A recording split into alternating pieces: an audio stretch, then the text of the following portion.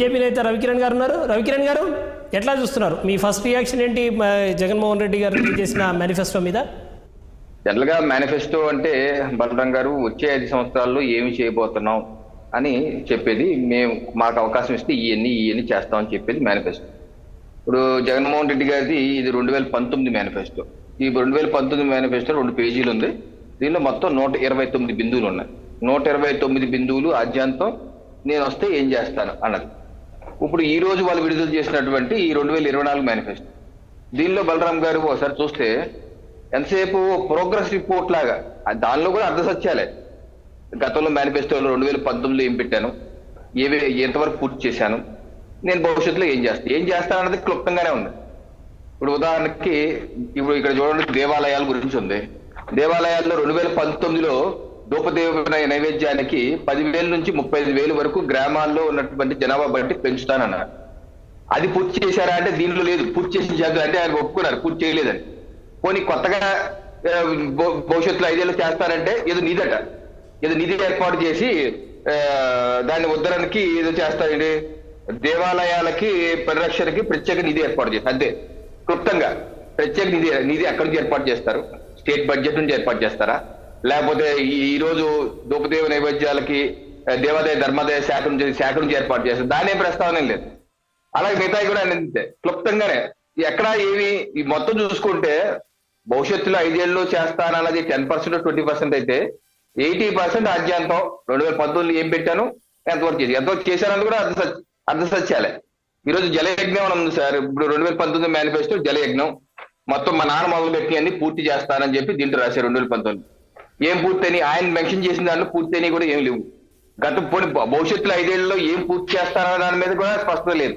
ఎలా కేటాయింపులు చేస్తాను, ఏమేమి పూర్తి చేస్తారో కూడా స్పష్టత లేదు. సో ఇలాగ 5 ఏళ్ళు పెద్దగా ఏం జరగలేదు, వచ్చే 5 ఏళ్ళు కూడా ఏం జరగదు. అలాగే ఇందాక లిక్కర్ గురించి కూడా చెప్పారు. మద్యం అసలు 5వ సంవత్సరంలో దశల వారీగా మద్యపాన నిషేధం చేసి 5వ సంవత్సరంలో కేవలం 5 నక్షత్రాల హోటల్ పరిమితం చేస్తారు 2019 మేనిఫెస్టోలో ఉంది ఇక్కడ. మరి ఈ రోజు ఆ పరిస్థితి కాదు కదా. మద్యం ఎగిరిలే పారుతుంది, రేట్లు గగ్గోలు పెడుతున్నారు. మరి దాని గురించి ఏది, మరి ఆ హామీ గురించి ఏది అంటే ఇదే కంటిన్యూ చేస్తాను, ఇలాగే కంటిన్యూ చేస్తాను, ఇలాగే బాజుడే కార్యక్రమం చేస్తారన్నట్టుగా ఉంది. అలాగే అనేకమైన ప్రాజెక్టు గురించి చెప్తున్నారు.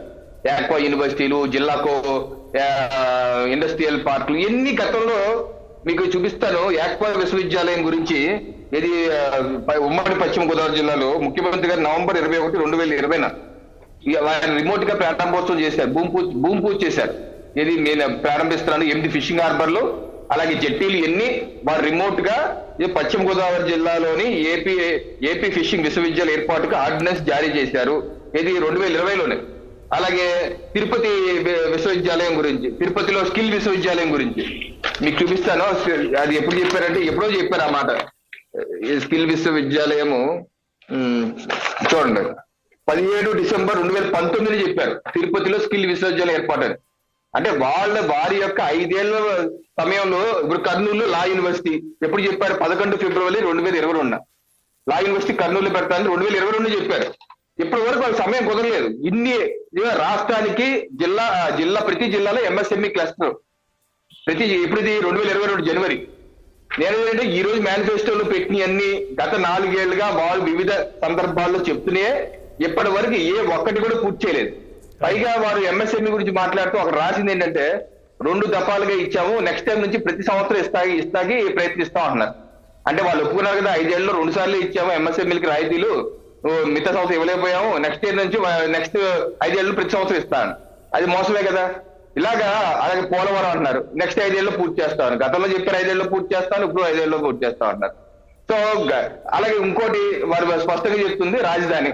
మేము తప్పనిసరిగా గతంలో చెప్పింది ఏంటి, మేము వస్తే అమరావతి రాజధాని పూర్తి చేస్తామని. ఈసారి దీంట్లో స్పష్టంగా 3 రాజధానులు, మేము 3 రాజధానులకి కట్టుబడి ఉన్నాం, 3 రాజధానులకు వెళ్తా ఉన్నారు. ఇదొక క్లారిటీ రాష్ట్ర ప్రజలు డిసైడ్ చేసుకోవాలి. అలాగే నవరత్నాల గురించి కొంచెం పెంచారు, కొంచెం తగ్గించారు.